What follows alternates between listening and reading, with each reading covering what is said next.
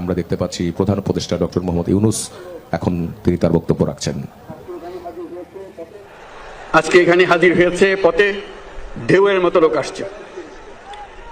সারা বাংলাদেশ জুড়ে কোটি কোটি মানুষ আজকে এই মুহূর্তের জন্য অপেক্ষা করছে।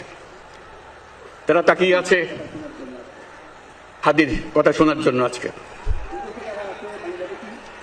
বিদেশে যারা আছে বাংলাদেশি, এই মুহূর্তে তারাও হাদির কথা জানতে চায়। প্রিয় ওসমান হাদি, তোমাকে আমরা বিদায় দিতে আসি নাই এখানে। তুমি আমাদের বুকের ভেতরে আছো এবং চিরদিন বাংলাদেশ যতদিন আছে তুমি সকল বাংলাদেশির বুকের মধ্যে থাকবে। এটা কেউ সরাতে পারবে না। আমরা আজকে তোমাকে প্রিয় হাদি বিদায় দিতে আসিনি।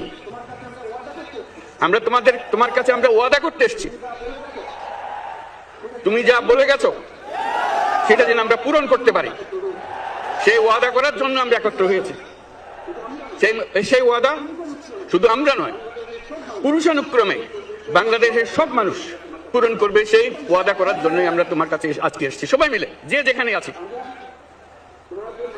আমরা তোমার যে মানব প্রেম, তোমার যে ভঙ্গি, মানুষের সঙ্গে উঠা বসা, তোমার যে রাজনৈতিক দৃষ্টিভঙ্গি, সবাই প্রশংসা করছে।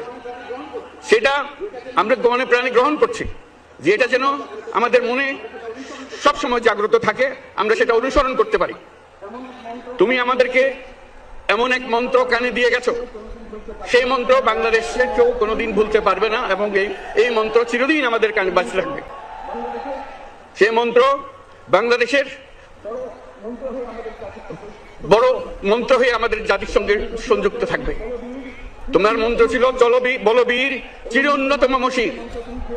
এই উন্নত মমশিরের যে মন্ত্র তুমি দিয়ে গেছো, সেটা বাংলাদেশি সন্তানের জন্মলগ্ন থেকে যতদিন সে বেঁচে থাকবে নিজের কাছে বলবে চল বলবীর চির উন্নত মমশির, আমাদের শির কখনো নত হবে না।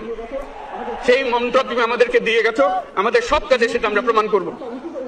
আমরা দুনিয়ার সামনে মাথা উঁচু করে চলবো, কারো কাছে মাথা নত করবো না। সেই মন্ত্র তুমি আমাদেরকে দিয়ে গেছো, আমরা সেটা পূরণ করে যাব।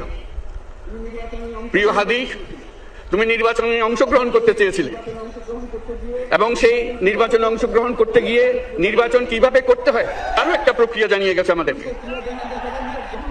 সেই প্রক্রিয়া যেন আমরা সবাই মিলে গ্রহণ করি, যে কিভাবে প্রচারণা কার্য চালাতে হয়, কিভাবে মানুষের